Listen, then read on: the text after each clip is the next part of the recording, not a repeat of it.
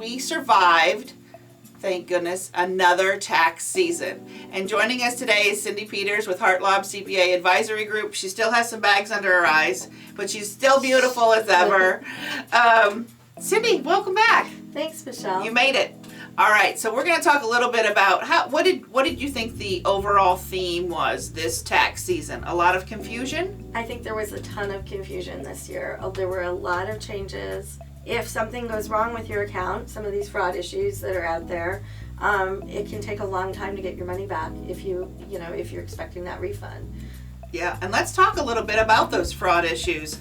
There are a number of frauds, people calling you, trying to assume your name and get your refund. Mm-hmm. Have you seen that, or have you seen some words of people that have had that happen to them this year? So we see a lot of different things happen. Okay. So we'll get calls all year from people who say they got a call from the IRS.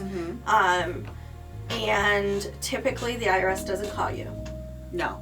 Okay. They may call and follow up to a conversation you've had with them, but they don't initiate contact through a phone call, nor do they use email. They send letters. So unless it comes in a letter and you haven't had previous contact, your assumption is it's false. If you're still worried, if you're still concerned, call a professional, ask for them to check into it for you.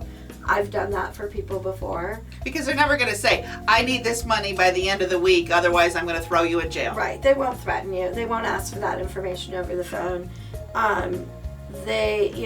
Typically they don't reach out to you other than by letter.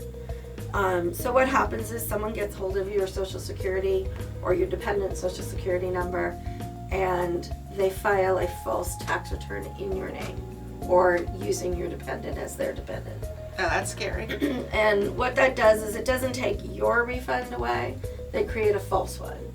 Oh, okay. Okay. Mm-hmm. So what happens though is we'll go to file a tax return and we'll get a rejection notice, basically saying that Social Security number has already been used in a return or has been used as someone else's dependent. Mm-hmm. And that's when we pretty much know that something's gone wrong. And that takes a little bit of time to sort through. It says here, actually I've got an article that you sent me. Mm-hmm. Scams have cost over 14,000 victims a total of more than $72 million since 2013. Mm-hmm.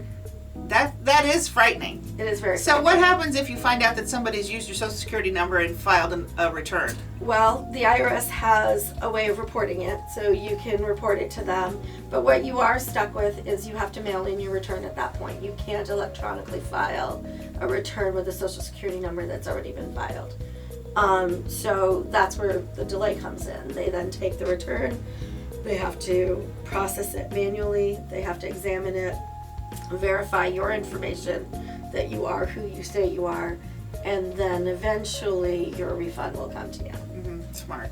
The other thing we want to talk about a little bit today, and joining us today again is Cindy Peters. She's with Heartlob CPA Advisory Group.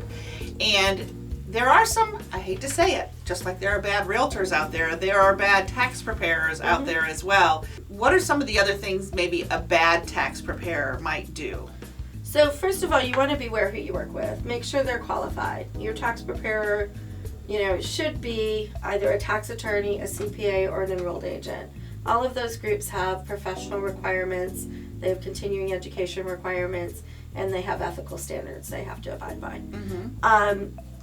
Beware of anything that sounds too good to be true. It probably is. Look for, watch out for those people who promise you refunds, who promise to give you higher refunds than anyone else can give you. If information, like we said, if it's too good to be true, it probably is.